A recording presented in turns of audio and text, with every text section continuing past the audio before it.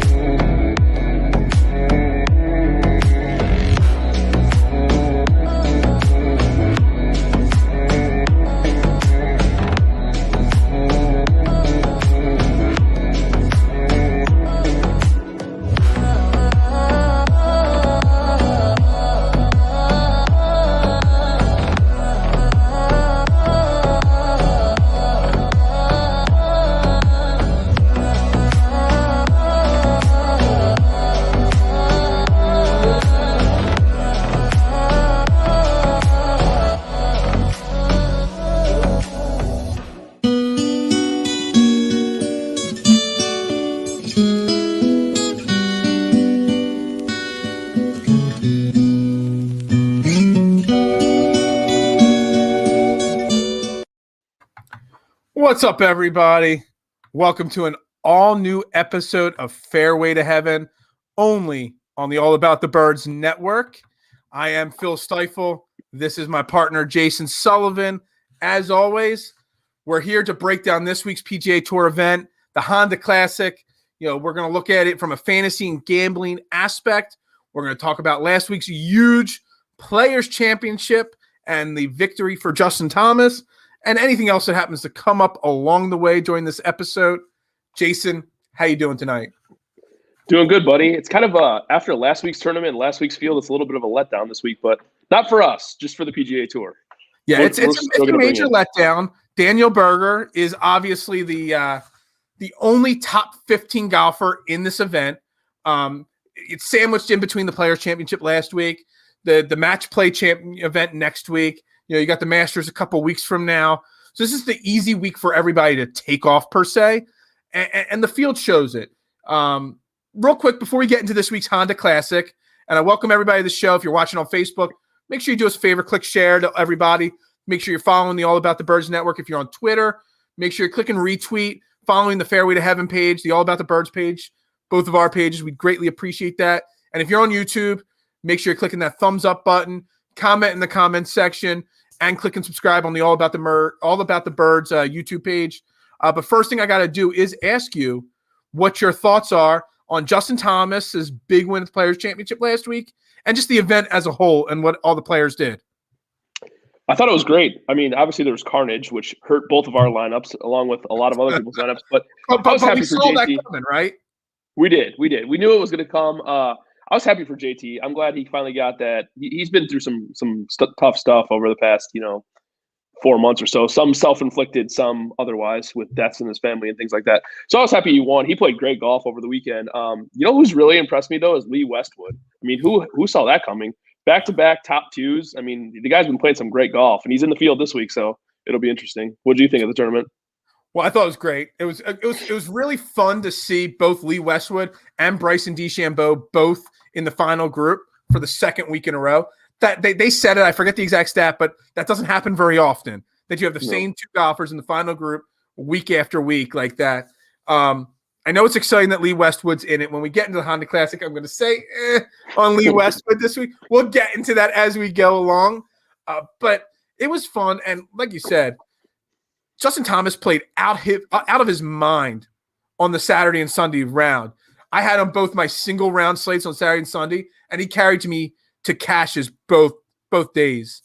I was reading up on this week's event, and something really struck me that I read. I don't even remember where I read it, but somebody wrote that fantasy golf is different than other sports. It requires a different approach every single week. And I want to tweak that a little bit. It requires a different approach every single day, because where you're playing the weekend events, the single round events, whether you're betting live like our guest last week, Chris Ebom, likes to bet live as the events are going on, or whether you're betting for the whole weekend, you have to pay so close attention because there's so much money to be made day in and day out and week in, week out that you have to clear. You have a bad week. You have to clear your mind and just start all over again and just look at each week individually, different courses, different players in the field. There's so much that changes week in and week out. That's a great point. Especially in DFS, I feel like there's certain weeks you're going to want to go stars and scrubs. There's other weeks you're going to want to go balanced. Sometimes you want to go contrarian just to the field, just to be different. I mean, there's a lot that goes into it. And that's what I love about it so much. It's like every single week when I sit down to do my research, I have no idea who I'm going to play. There's not like a certain guy that fits every single course. And you're just like, okay, I got to plug him in every single week. Like football, there's Patrick Mahomes. He's great every single week. He's going to be awesome every single week.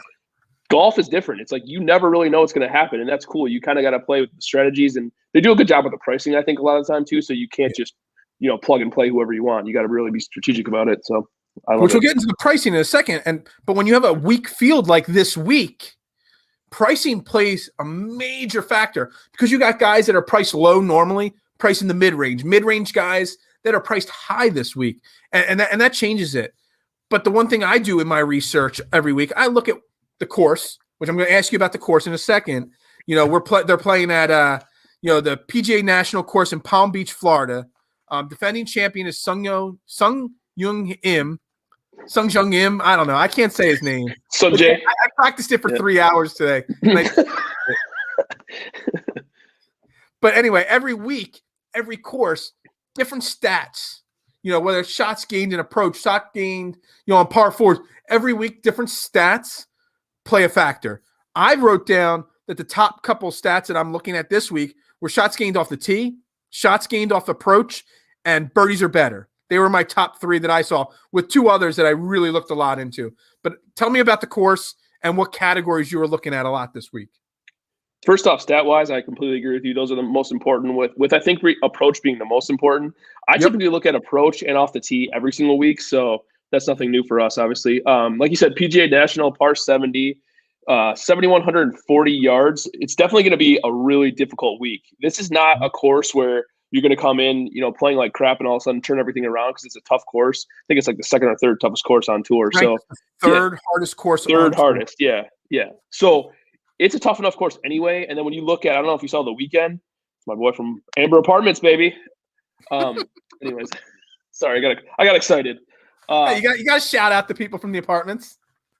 Exactly. Wind is going to really affect this tournament this weekend. There's going to be 20-mile-an-hour winds on both Saturday and Sunday. So a tough course is going to become even tougher. Obviously, everybody knows about the three most famous holes on this golf course, 15, 16, and 17, the bear trap, as they call it.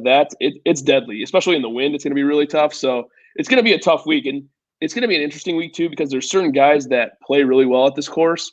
And then it's just a matter of, do you want to eat the chalk at somebody that might be 30% owned, or do you want to try to find lesser owned guys that kind of stand out? Yeah, the other stat that I looked at, and something that I wrote about fantasy golf last year. We're doing the podcast about fantasy golf this year, but outside of that, I don't have a lot of I played fantasy golf as a hobby before that, so I don't have a lot of detailed knowledge. And the one thing that I never differentiate, shots gained putting, was always something I looked at. But there's actually, you got to kind of get it a little bit more detailed based off of the greens and the grass. We're putting on Bermuda grass this week. So you got to look at shots gained putting on Bermuda courses versus other kind of courses. And do you agree that that's kind of important to differentiate the different greens and the styles of greens that are out there on the course? 100%. There's guys that putt well on certain types of grass. Like they call them Bermuda Burns, Sam Burns. They call, same with Benny On's the same way. He putts really good on Bermuda too, putts like crap on every single other surface. So you got to take that into account. You got to take the weather into account and what state they're in for what kind of weather. So Florida has a lot different weather than anywhere else. So it's going to be windy. It's going to be, coastal breezes coming in and things like that. So there's a lot that goes into it. It's not just cut and dry, which I love about golf. I think there's so much you have to look into in fantasy golf. So again, backtrack in a second. That statement, fantasy golf requires different approach every week, is something that everybody that watches this later on replay or is listening on all the different podcast networks, it's something that you really have to take into account every single week, that every course and every tournament is completely different. And I can't stress that enough as we do these podcasts. No, I think you're completely right. And like we said, too, to kind of go back on it, too, there's not plug and plays every single week. Every single course is so different. So different guys fit it better, and different guys struggle at sometimes. It's funny because Sungjae Im's the highest priced guy in this field, and his best feature is always his iron play. Well, the past few weeks, his putter's been great, and his iron play's been terrible. So it's so hard to predict sometimes, which makes it exciting, I think. Absolutely agree with you on that. All right, so let's dive in to this week, and let's see what we got this week. Obviously, Sungjae Im is the highest priced player this week at $11K. You've got Daniel Berger, Lee Westwood. Lee Westwood's at $10,600. It just boggles my mind. 2 weeks have totally changed everything about Lee Westwood. And I think 2 weeks ago, he was what, 7,100, I think? I know. I got him pretty damn cheap a couple of weeks ago when I was high on them. What's up, Kyle? How you doing, buddy? So there's so much going on this in this lineup here this week. But you got 5 guys, 10K and above. Niemann and Scott rounded out. Are you looking at any of these guys this week? And if so, which one? So I have 2 that stood out to me right at the beginning. Daniel Berger being one of them. He has been on fire lately. I mean, T9 last week, T35, and a win in his last 3 events. That's huge. I mean, he's been pretty good here too. T4, T36, and T29. I do have a little insider information, if you will. Daniel Berger has been dealing with a rib injury for the past few weeks. So I think he's going to fight through it, but he's notorious for, I think once or twice, he's done the old take one shot and walk off the golf course thing. So be careful, have a backup plan just in case, and monitor that all the way up to the last second because you don't want the best guy. To his tee time, and whenever the tournament's locked, you might want to you want to check on that. He was my only guy that I liked in the top 10K and above this week was Berger. But then before we came on the air, you gave me that. But like you said, he's the clear top guy if healthy.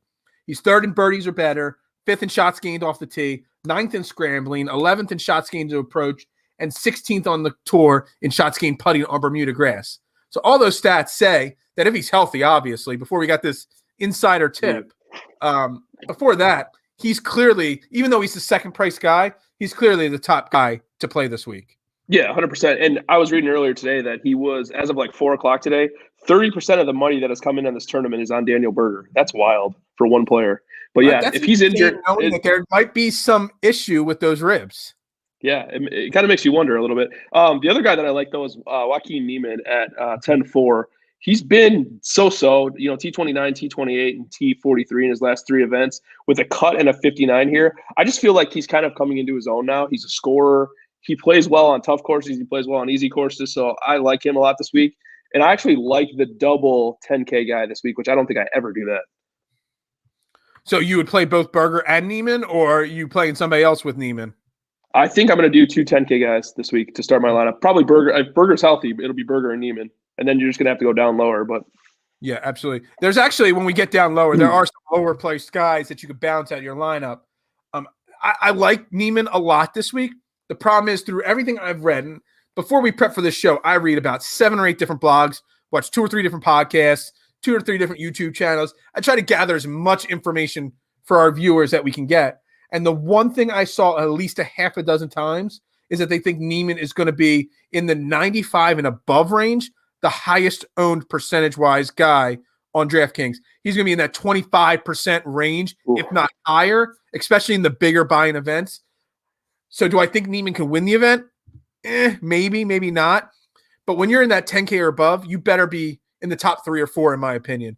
And if he's not going to do that, he doesn't pay off when he's at that higher owned percentage. So I'm staying away from him. I'm also staying away from Lee Westwood. And again, I forget the exact quote. I did my research way early today. But someone said that they heard Lee Westwood say in his post-game interviews after last week, say that his legs were already feeling the effect of 2 weeks in a row of deep runs. And he was only on the 14th hole last week in round 4. And he was already feeling just the lag, the tiredness, the effects of it. So I think Lee Westwood's going to, even though he's so highly priced this week, I think he's going to be highly owned. He's 47, 48 years old. I'm 40. I can't play 2 weeks in a row, let alone 2 competitive events in a row. I just think that you have to listen to what Lee Westwood said last week and accept that as a fact that he's just not fully healthy. He's not injured per se. He's just tired.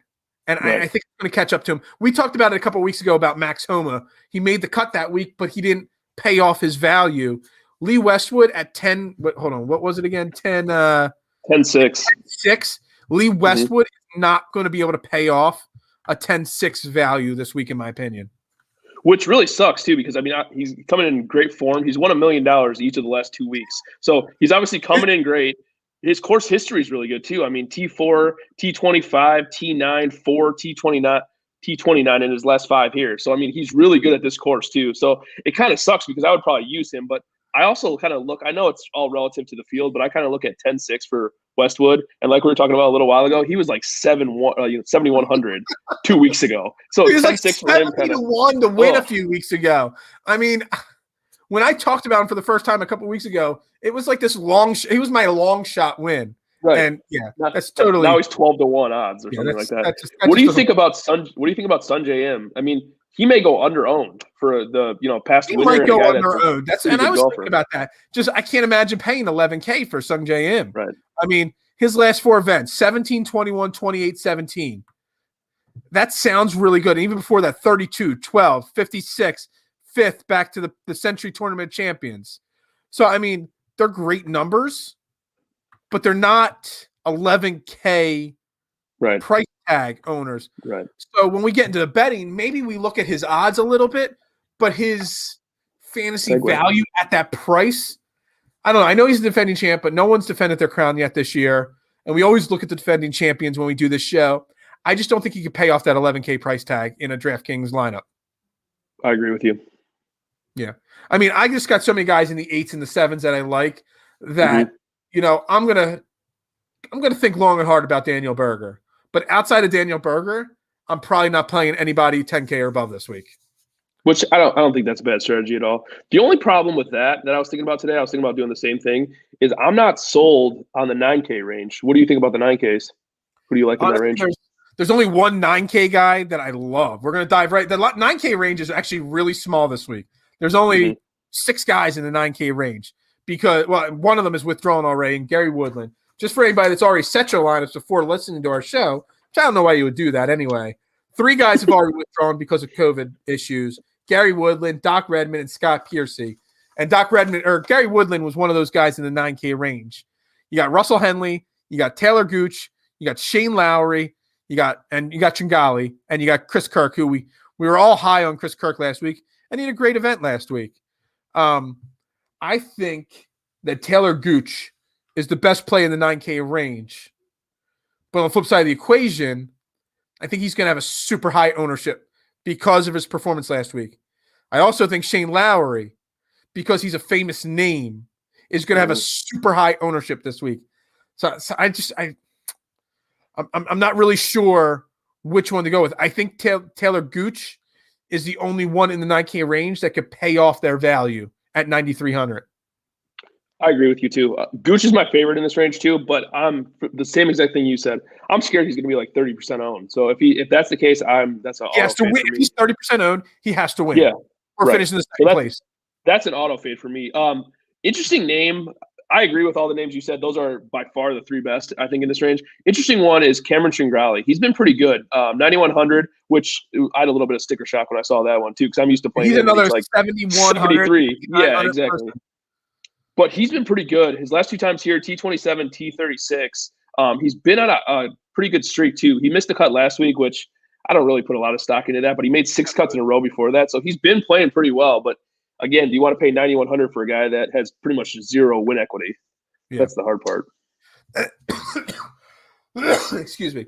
The win equity, that's a key term right there. Because when you're looking at the prices on a week like this, you got to find value somewhere in this lineup. And I see value elsewhere in this lineup and this card for DraftKings value and all. Then when you're making your outright bets, if you think Taylor Gooch is a good bet to win this week, that's fine. But when you're looking at your DraftKings lineups, when you're playing guys that are normally 7K and they're 9K, it comes with a little sticker shock, and it's really tough to do. Russell Henley's another guy I glanced at. Again, total sticker shock there. Eighth last year at this event. He won in 2014. He's got potential at this sticker at this price. But again, 9,800 for Russell Henley. If he doesn't win, is he worth it? Right. And that's the thing. How much win equity? Again, going back to that same term, how much does he have? I mean, he's a good player. He's kind of a what do you call it? Like a model darling. Like he's going to look good in all the models. He's the best on strokes gained approach, gained approach in this field. Say that 3 times fast. But he's just, I don't know. For me, he just doesn't wow me. And he's another guy that I don't mind playing him when he's in the 7s, but I hate playing him in 9,000. So I might skip over this range in general, the whole range. So maybe you play a 10K guy and then you jump right down to the 8K guy as your second player.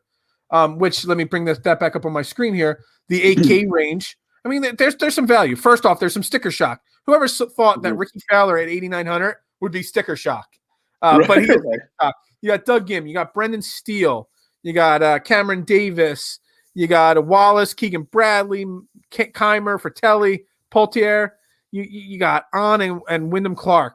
You got some names. We've talked about some of these names on tour this year. First off, again, Ricky Fowler is only 8,900 because of the weak field. I'm still fading him. He has still done literally zero to warrant any play in any lineup in any field yet this year. Do you agree with that? Yeah, he's just lost. You can just tell by the way he's playing. They show him on TV all the time still, even though he didn't even make the cut last week. The first 2 days they showed him a bunch because he's a big name, but yeah, he's lost right now. And it sucks too because he's been really good at this course in the past. So, I mean, in the past you'd want to play him here, but not anymore. So I'm going to jump to my first guy in this group. First off, he's one of my favorite guys to play in this entire lineup. It's Brendan Steele. So first off, he's made 7 of his last 7 cuts, which is all the 7 events he's played since the calendar turned to 2021. In his last 5 events, there are times playing here. He's a T4. He missed 1 cut. Then he had a 14, and 11. He plays great on short courses. And also, when the courses come up with wind issues, it never seems to affect him. So Brendan Steele is probably – so when I do my research, I write names down. And then when I see their names on multiple podcasts and multiple shows, I keep putting extra stars next to their name. Brendan Steele is the name that I have the most stars next to for this week. What are your thoughts on Brendan Steele? Yeah, he's definitely my favorite guy in this range too, for all the reasons you said. I mean, 8,700, it's a little high for him, but I feel like that's more tolerable than some of these 9K guys. So yeah, he's gonna be a cut maker for sure. I like him a lot. Matt Wallace is the other one that I like in this range, 8,500. I feel like he's really good on courses like this, tougher courses. He missed a cut last year here, but he T20 the year before that. So he's been pretty solid too. He had a T18 his last time out at Arnold Palmer. So I like him a lot. Prior to that, I mean, he missed the cut at the Puerto Rico Open, which was a really weak field. So that's why when I see the Puerto Rico, if you missed the cut at the Puerto Rico Open, it kind of scares me because that's a kind of a soft field, so to say. Which I agree with. The only thing about him that I will say is that he's better on courses that are tougher. He kind of stinks at. He's never gonna win a birdie contest. We'll just put it that way. He's better at these, -8, -9 courses. So I like him. I also like Fratelli this week at 8,200. Like when you just have a feeling about somebody. I was kind of looking at his stats today, and T22 last week, really good tee to green, really good around the green player too. And for some reason, I just have a gut feeling about him this week. I feel like his game sets up good for this course, so I think I'm going to sprinkle him in there too. Yeah, another guy. I'm looking at Doug Gim. Doug Gim was cruising last week until he shot a 78 on Sunday. He's made 3 of his last 4 cuts, 4 of his last 5 of his last 6 cuts this year. He's also 4th in the field in strokes gained per round. He's 8,800, a guy probably again before last week's Sunday round that people would have been high on. And I know he's struggled on Sundays lately, but Keegan Bradley, he's been playing. He's kind of had a little renaissance to his game for the most part. He's got a T29, a T10, a T60, and a T22 his last 4 events. And where's my other notes? I mean, he's a bad putter, so to say, but he's gained strokes putting his last 2 weeks. So he's kind of trending upward on putting. And he always plays those tough courses really well because he's a grinder. He's a short hitter. He knows how to work his irons and stuff like that. So Keegan Bradley and Doug Gim are 2 guys I'm looking at. I mean, I'm not sold on them, but I'm looking at them as potential this week. I like Bradley too. I was thinking about Gim too. I don't know, something about him just. I think maybe that price tag on him just scares me a little bit. But Bradley's been really, really good. Like you said, great ball striker. He normally can't putt, even if he's just an even putter, a zero putter, meaning he's not losing any strokes. He's really good. He's a really good golfer, tee to green. So yeah, I like him at this course too. I don't play him very often, but I think he might be a good fit on this course. All right, so another name in the 8K range I think people are going to jump on because he missed 2 straight cuts now. Cameron Davis, he's 8,600. Okay, he is first in birdies or better in this field. Six in strokes gained off the tee, 14th in strokes gained approach, but he's 61st in strokes gained putting, and he's missed 2 straight cuts. I think he's somebody that could disappoint a lot of players. I think a lot of players are going to look at the name, look at the price, say, 8,600. It's not bad for Cameron Davis, but I just don't think he's a good enough putter, and he hasn't trended. Like Keegan Bradley is trending positive right now in putting. Cameron Davis doesn't have any positive trends going, and I think he can kind of kill some people's lineups this week, so to say.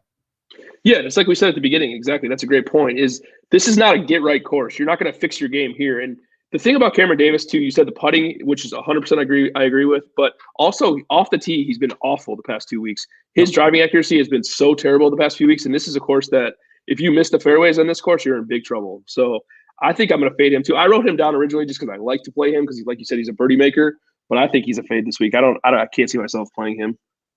Yeah, and that's pretty much all I got in the 8K range. Do you have any other of these names you want to touch on real quick? Poultier, Clark, any of those guys? I thought about Benny on a little bit, but I don't know. He's such a bad putter. I mean, and then also, I don't know if you saw that him on 17 last week when he put 4 straight in the water at one point. So 4 straight. How many? Say that one more time. 4 straight, a professional golfer. I think we could all put 4 straight in with no problem, but him, he should put 4 straight in. He looked like he was going to kill somebody too. Is there, to jump back to last week, is there any hole in golf that's more iconic in the sense that it's must see TV? You could just put me on the 17th hole, and I will just watch the entire round of every golfer that comes through just on that hole. It is just that difficult and that fun to watch, and the facial expressions from all the golfers. Did you see that on Sunday? They were doing that. They were showing all the guys tee shots, and they're all like, I didn't come up with that myself. They were. I stole that. Oh yeah, that was great. No, I agree with you about that hole. It's funny too, because so obviously the green's small, and then the pin placement was crazy. That one day it was right in the left corner, and it was slanted towards the water too. So if you didn't go long, you were going in the water for sure. That was brutal. But yeah, that was a fun tee to watch. I love 17th there. The local course by us, Lochnairn, has a hole just like that. It's an island hole. It's probably designed to mimic it and all, and it kills me every single time we play it. So yeah, let's jump into the 7K range here. This is where I've written down the most names. I very rarely have so many names written down in the 7K range, but I think you can find a lot of value in 7K this week for different reasons, and in the 6K when we get into the 6K.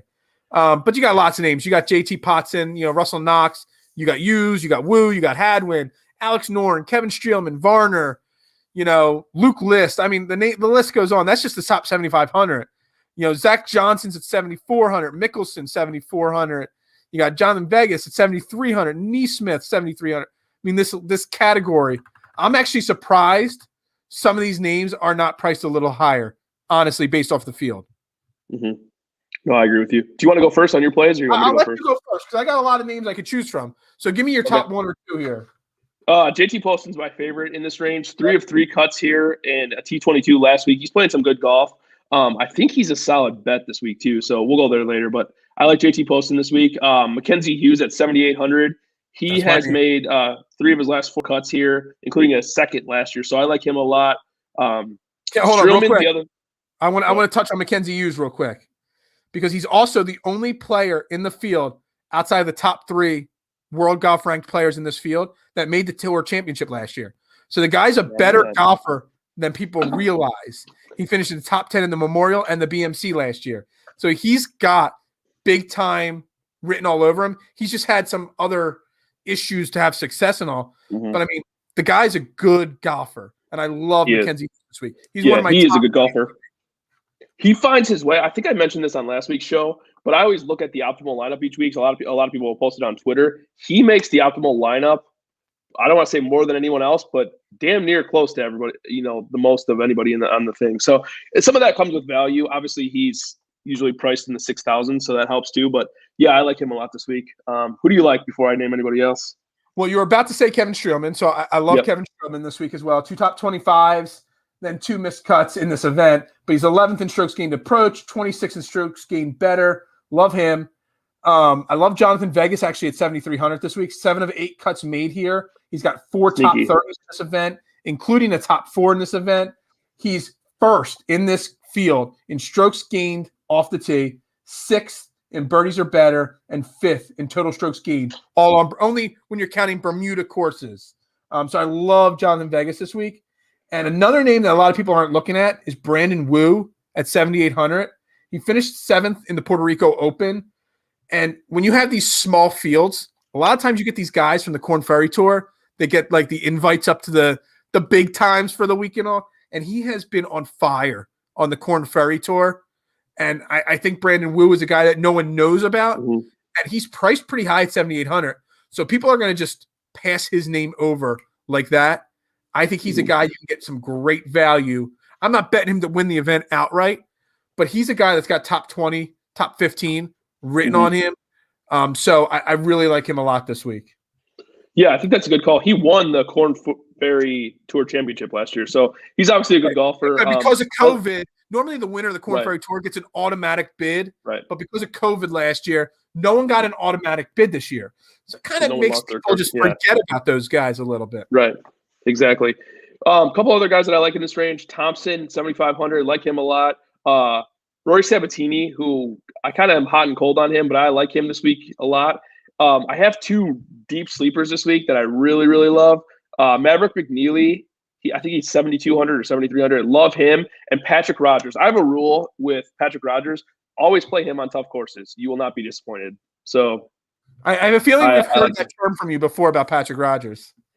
He never lets me down. And if he does let me down, Phil will refund your money. Oh, I will. You already tried to sell my pizza shop to somebody, in a group chat. So hold on a second. Why do I always have to pay the price? So a couple other names I want to throw out. I'm not sold on these names, but I just want to get your opinion on them. Harold Varner, he's 7,600. He's first on tour or second on tour in strokes gained tee to green on these kind of courses. So I was thinking about him. And Matt Neesmith, he's kind of come back down to earth a little bit after having a nice little run. But he's, what did my number say? 10 strokes last week, 4.9. He's kind of had a hot and cold thing. But he's got, 3 top 20s before last week. So, I don't know. Neesmith and Varner, what are your thoughts on them this week? I like both. I lean Neesmith a little bit. Kind of for the same reasons you just said. I think he's more talented than his price at this range. I don't think he can win necessarily, but I think he can contend in this field. So I like Neesmith. Varner burns me every time. I can never get him right. So I like the guy, but I just don't play him on DraftKings. Yeah. And also in this 7K range. So I've actually, for the first time, I wrote down my top 3 fades for the week. And in this range is Phil Mickelson, who is a total fade for me. Everybody's going to see Mickelson's cheap price range. Everybody's going to see the fact that he made the cut last week, and everybody's going to jump all over him. Let me repeat this. Do not jump all over Phil Mickelson. I think last week was kind of a blip on the radar, not what you're going to expect out of Phil Mickelson going forward. Do you agree or disagree, Philip? Look who that is. Sorry for the interference. We got a special guest on the show here. Go, buddy. No, he doesn't want to say Phil Mickelson. No, I don't like Phil Mickelson at all this week. Kind of for the reasons you just said, too. I just don't – on this kind of course, I feel like this course is going to eat him up. He has miscut written all over him. Yeah, I agree 100% that him – so before we get into the 6K range, I'm just going to throw it out there. I got the 3 names. I think it's pretty obvious about Mickelson, Fowler, and Lee Westwood. They're my 3 biggest fades this week that I'm staying so far away from this week. Am I off base 100%. On any? No, I 100% agree with you. I'm not playing any of them. Yeah. Is there anybody else that you're like as far away from playing that you could possibly play? I don't think so. Maybe Adam Scott. That was the one that I was thinking of. I just feel like what's his win equity really? I mean, I know that he's a solid player and I play him a lot, but he's like, is he really going to win? He never really wins. It's like he's consistently like around the top 20, top 30, but he never really scores high enough. So, all right, so let's jump into the 6K because I think there's actually some really interesting names in the 6K. And I'm going to go with the first name that jumps out at me, and that's Jim Furyk. He's 6,900. He's between the Pro Tour and the Champions Tour. He hasn't missed a cut yet this year. He's 4 for 4 on the Pro Tour. He's second in greens in regulation. He's gained at least 3 strokes gained in approach. You know, I mean, I just think every stat that I read, he's 3 or 4 tournaments. He's made the cut here, tied for the top 10 in 2019 here. He's first in tour in scrambling percentage. We haven't talked about scrambling percentage before, but on a week when you're going to have a -8 maybe win, a -7 maybe win, scrambling is going to be key with the wind. So I think Jim Furyk is a sneaky play at 6,900. No, I completely agree with you. He, like you said, kind of too. He's not gonna. You're not going to play him at a course where you have to score. He just doesn't have that in his game anymore. But on a course where you might win at -8, -9, I feel like he's going to probably be -1, -2. He's not going to win this golf tournament, obviously, but I think he's definitely a cut maker. And at 6,900, that's all you really need. So yeah. I love him this week. Again, we've said this before. If you're watching the show for the first time, below 7K, even below like 7,300, you make the cut, you've paid your value off. That's exactly right. Yeah, a little bit of upside pays it off, right? I have 2 other guys that I love in this range. Cameron Piercy at 6,900, like him a lot. I've been playing him a lot recently. He's another guy that he's not going to wow you with anything. His stats aren't going to jump out off the page at all to you. But he just Cameron Piercy, 8,900. Sorry, Scott Piercy. It was the one that withdrew. I just heard Piercy. I'm sorry.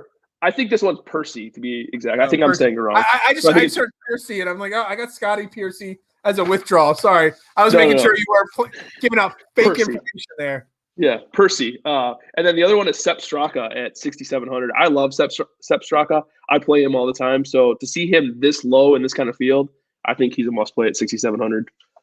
What about Denny McCarthy? 6,900. He's a hell of a putter. 4th in strokes gained putting on Bermuda. He's gained strokes always and overall on Bermuda greens. 2 top 10s in, I don't know what you want to call it, the swing season, the fall season, whatever you want to call it. So he's had success this season. It's another sneaky name that I looked at that I don't even know a lot about, Denny McCarthy. But then once I start reading up on his stats and stuff, he's a guy that you're playing some higher end guys. You could sneak that 6,900 in there to bounce out your lineup. Yeah, I don't mind that at all. Like you said, he's a great putter. He made a hole-in-one on Saturday last week too. So if you played him, you got the 15 extra points or whatever it is. Right. But yeah, I don't mind him at all. There's some really good. What do they call them? The bonus things that you earn, the bonus crowns that you earn, the achievements on DraftKings. You get bonus crowns for hole-in-ones for sure. Right. You make a hole-in-one. I mean, at his price, you're pretty much paying off your price tag for the week. Yeah, exactly. So yeah, I don't mind him. Is there anybody on your list else that you've looked at that you want to talk about? I mean, you've covered, I think, my list. Hold on, I actually got a secondary list here. I forgot about my secondary list. I went down and put a few other names down on the back of my notes here. There you go. Let's backtrack. I got Wesley Bryan at 6,800. Made the cut at the Genesis and the Sony Open. His only 2 starts on tour this year. 4th in 2017 at this event. So I like him. Jason Duffner, the Duffner boy. He's T26 at AT&T, T36 at Arnold Palmer. He's made 11 straight cuts at this event. T27 last year. He's got, he's got a lot of top 30s at this event. So another guy I really like. Either of those names jump out at you? I like both of them, honestly. I did skip over 1 in the 7K range that I like. I'm sorry, actually 2 in the 7K range that I do like. What are your thoughts on Zach Johnson this week? I thought about him. And again, he's kind of in the Keegan Bradley category for me. He's not someone that's going to wow you, but I think at his price, you're going to get your value return. Again, you're not going to get any win out of him. No. I don't know. I don't think you could play both Zach Johnson and Keegan Bradley at the same time because I kind of feel that they're the same type of player. So you got to play one or the other, in my sense. And I just really love Keegan this week. Yeah, I feel like they're cup makers, and that's about it. They're not going to, like you said, T30. I'd be happy with a T30. The other one is Mark Hubbard. I feel like I always play him in easy, and I'm sorry, not easy. I'd say bad strength events, if that makes any sense, like where the field is really bad. I feel like he excels in those fields. I'm never going to play him in the players or anything like that, but I feel like when the field's weak, he's worth playing. So I'm going to play him. I think he's only 7,000 this week too. Got another name for you, James Hahn at 7,300. Okay, 3 of the last 4 cuts made. He finished top 20 at Genesis, which was a super tough field. He's top 3 in par 4 scoring. But here's another. I brought up some different stats this week. Bogey avoidance. He's 12th on tour in bogey avoidance.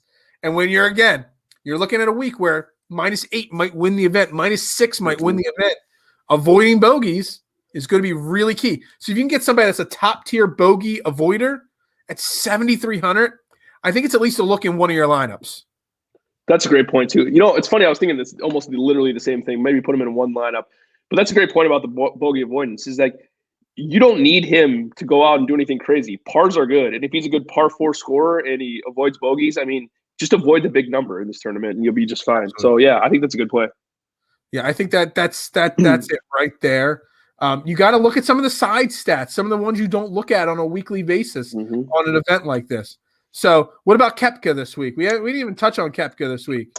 Chase Koepka? I will not be playing Chase Koepka. I was just kidding with that one. I think I heard that Brooks was supposed to play in this event too, but then his knee injury derailed that. Yeah, I didn't even know that. So that's all I got on that. Are you ready to build a lineup this week? I suppose. We have not had a good track record. We have not had a good track record, but this week's field is going to turn our track record of building lineups around. There we go. This is going to be a winner. I'm going to jump off the board and just take one of my cheap guys that I love a lot right off the bat. So I'm just going to go with Mackenzie Hughes right off the bat.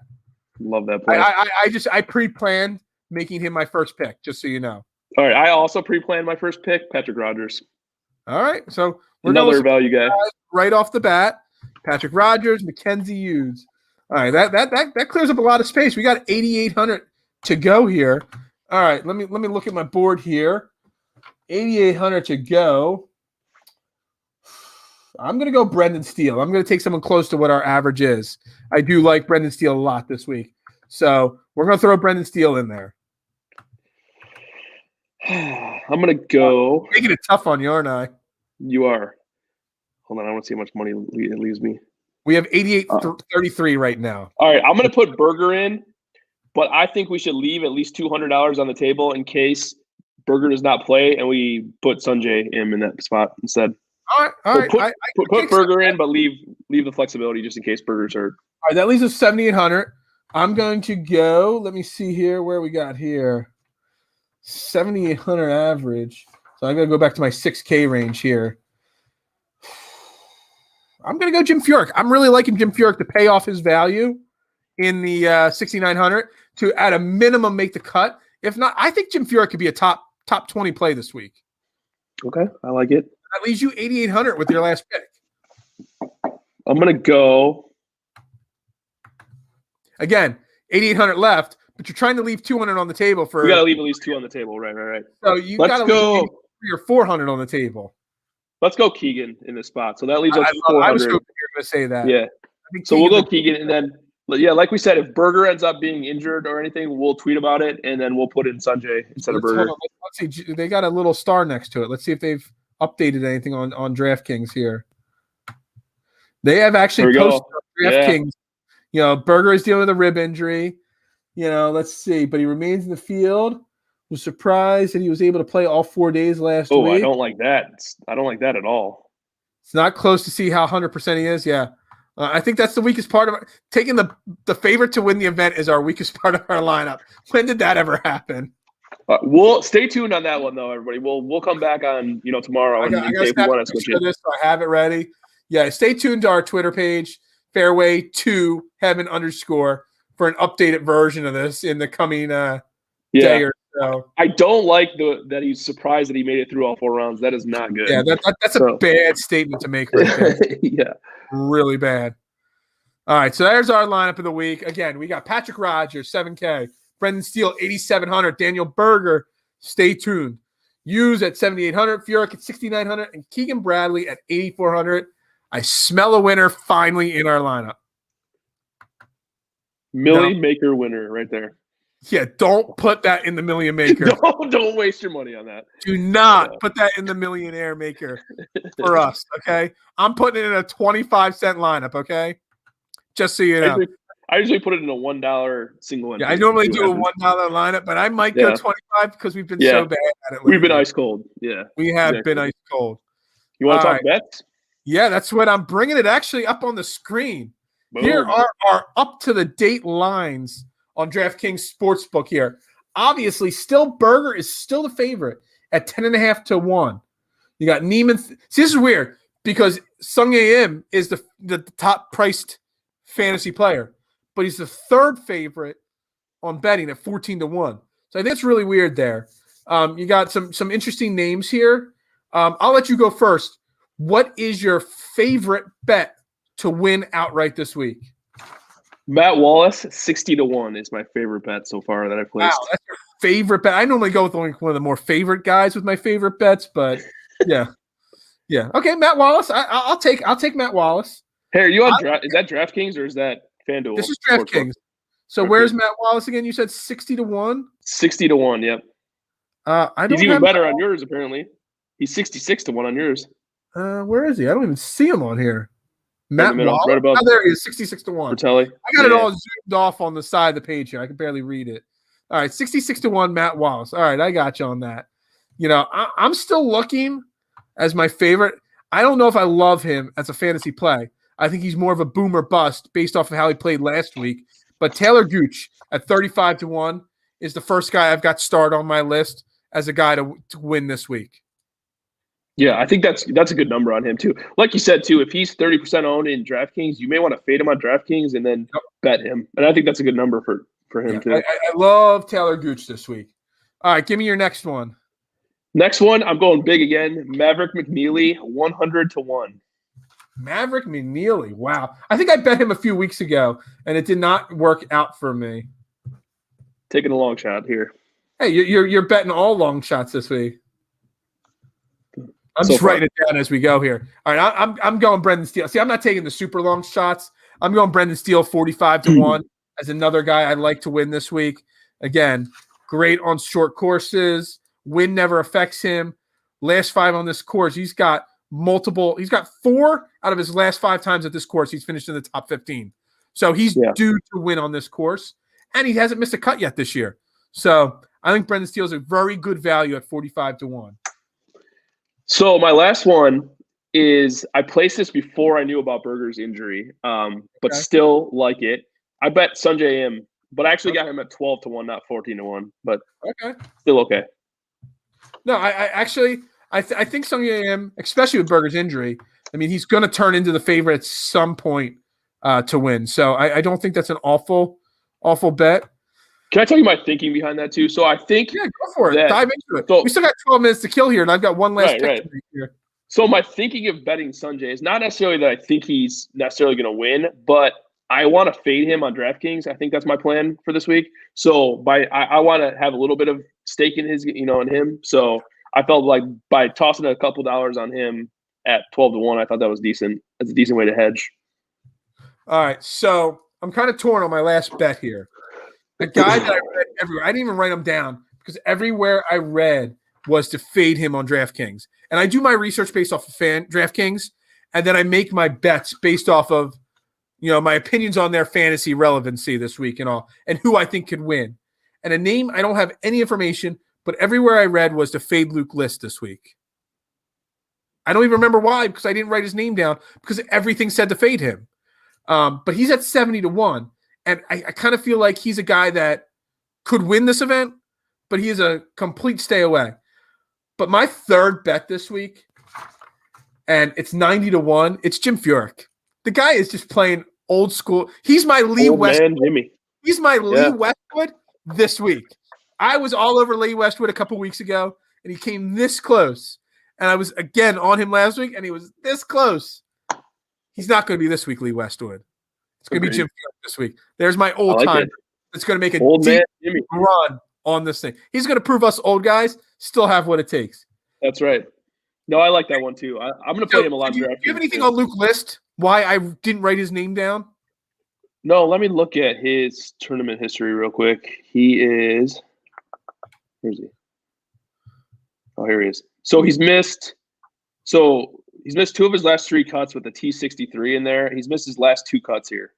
So that's probably why you faded him. Yeah, there's a lot of talk that he was a bad play, and there's a reason why he was so cheaply priced this week, having some success this year. So he's just a guy that I figured to stay away from.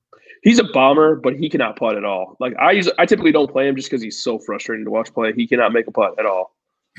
So again, we've picked how many winners this year so far? I mean, we've got Patrick Reed, we've got Max Homa, we got Brooks Koepka, we got Justin Thomas. Who else am I missing? DeChambeau, yeah, a few weeks ago. Yeah. Who else are we missing? I know we're missing one. You told me I missed one a couple weeks ago. I don't remember. I'm not sure. We've got 5 or 6 out of the last 8 weeks. We've picked a winner. So this week, again, I got Gooch, Streelman, and Jim Furyk. You got Matt Wallace, McNeely, and Sung Ying Im. One of these guys is probably going to win the event. I might just bet all 6 of them because our track record says that we're hot going to right hit. now. We're hot. We might suck at our group lineup, but we are locked in on our outright bets, are we not? You know what's cool too about golf betting? I feel like when you hit on something, you'll see on Twitter, like a bunch of people hit on the same thing. Like that doesn't make any difference. It doesn't matter if you are the only person that hits on it or if 3,000 people hit on it. You still win the money. So that's what's cool about golf betting. I feel like absolutely. I love it. I think we're doing a hell of a job picking the outright winners on this show. So again, I want to address something one more time. We had Chris Ebom on last week. Great guy. If you're not following him, at Chris Ebom on Twitter. He's great. We're gracious about his coming on the show. We have a secret guest coming up in a few weeks. Can't say the name just yet, but a huge guest coming up. It's going to be huge. He's going to coach us through a lot of what we do on here. But something I brought up last week with you and Chris, and I want to bring up again because it happened again this week on Sunday's round, on Saturday's round, on Wednesday's pre-show. It's all of the Golf Channel Network guys talking about how the game can change their rules to affect Bryson DeChambeau. And it literally has turned Bryson into my favorite golfer because the fact that all these old-timers want to change every rule in the book to stop him from doing what he's doing. Am I wrong? No, you're right. Like, it literally is driving me nuts that's all they're talking about on all these broadcasts. Let's change. So I forget which one it was, whether it was Price or whether it was Duvall or which guy it was. Maybe it was Justin Leonard was saying, well, let's just change the loft requirements on a driver so he can't hit it as far. Yeah. What is wrong with these analysis? Are they just jealous? Why are they talking? They should be happy for the game. It seems like the players are jealous about it too. Like it's in their head. I don't know if you saw Rory's comments on, I don't know what day that was, Saturday or Sunday, when he said the thing about how he's trying to change his game to, he wants his club speed to be up with Bryson's. Like you're talking to Rory McIlroy, like a top 5 in the world golfer. I mean, it's crazy. I don't know I think it's good for the game, what he's doing. And I'm the same way you are. Like if you would ask me a year ago what I thought about Bryson, I'd say, I'm not really a big fan. Now I was actually rooting for him for some of the weekend. I had him in DraftKings. I was rooting for him all day on Sunday just because I'm sick and tired. I think him winning, the more he wins, the more he finishes in the top 10. I think I mentioned it last week. It justifies what he's doing. Right. But on the flip side of the equation, if you look back when courses were being tiger-proofed back in the day, for some reason, when one player becomes that dominant, instead of the rest of the tour catching up to that person, the tour tries to do everything to hold the top guy back. And I think it's a bad look for the sport, honestly. And I think it was bad look for the Golf Channel all week. We've talked, and I know Chris talks on his shows and his social media all the time, the Golf Channel needs to do a better job of covering the event, especially on Thursday and Friday. There's not enough live coverage of it.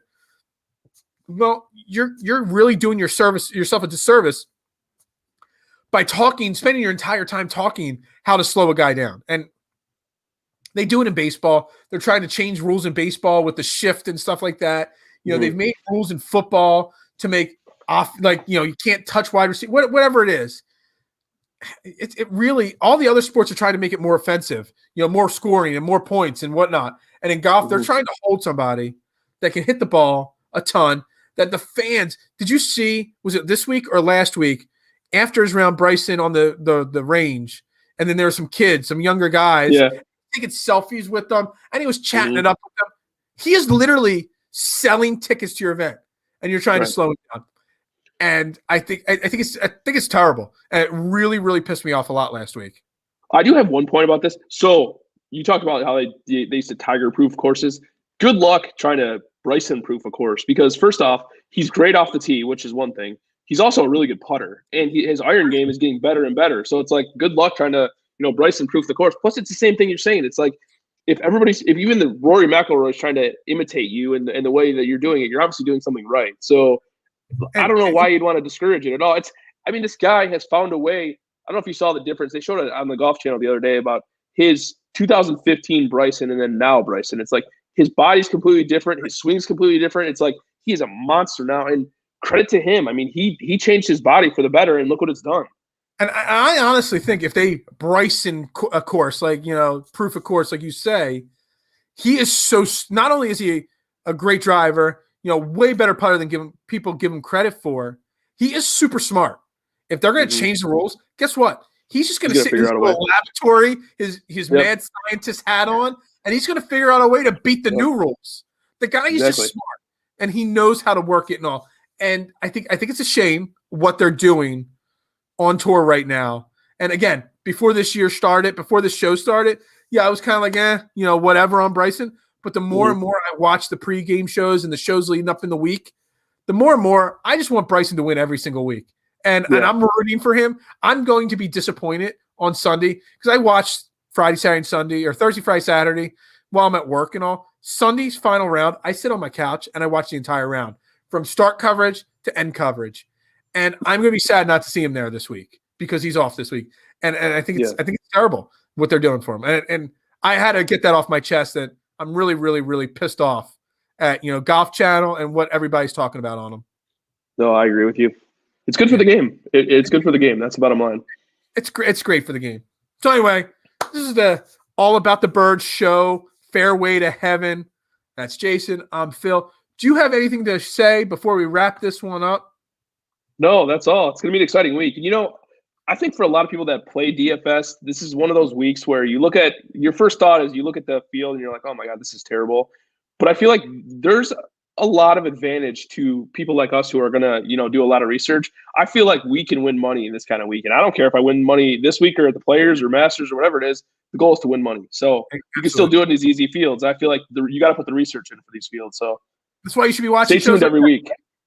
Yeah, exactly. Stay tuned every week. Absolutely. All right, so that's it. That's all we got. We'll be up on – make sure you follow us on Twitter, Fairway, the number 2, Heaven _. That's where we post all our plays and all our different thoughts throughout the week. You can follow Jason at jsully2121, me at Bearded Knowledge, the whole team at AAT Birds. This is the Fairway to Heaven show. I got to do this because we got to start trying to push these sponsors. You can follow Hemp Bombs, www.hempbombs.com. It is the number 1 premium CBD product out there. AAT Birds get you 20% off on their website on all their products. I use their product every single day for the last 3 years.